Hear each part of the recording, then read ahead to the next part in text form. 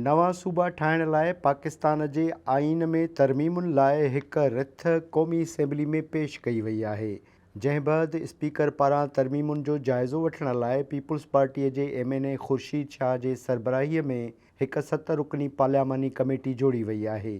Committee में MNA Ramesh Kumar, MNA Nuzhat Pathan, Sabir कायम खानी, मुर्तज़ा जावेद अब्बासी, नवीद आमिर जीवा ऐं ख़ालिद मक्सी मेंबर तौर शामिल आहिनि।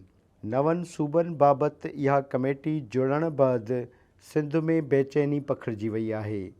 क़ौम परस्तनि पारां इन कमेटीअ जे क़याम खे सिंध विराइण जी साज़िश करार ॾिनो पियो वञे। क़ौमी अवामी तहरीक जे सरबराह अयाज़ लतीफ़ पलीजो चयो आहे त आसिफ़ अली ज़रदारी मुल्क में PDM जी हुकूमत ठाहिण लाइ MQM सां जेको ॻुझो मुआहिदो कयो हो, उन में MQM खे सिंध विराए ॾियण जी पक कराई वई हुई।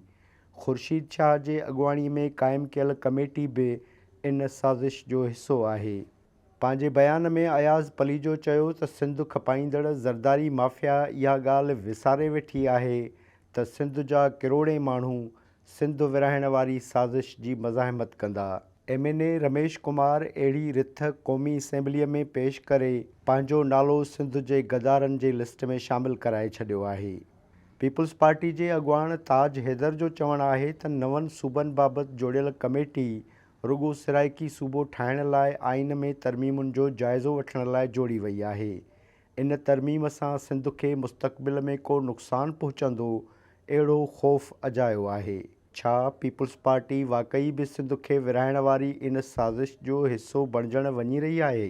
जेकॾहिं न, त पोइ ख़ुर्शीद शाह नवनि सूबनि वारी तकरारी कमेटीअ जी सरबराही छो क़बूलु कई आहे?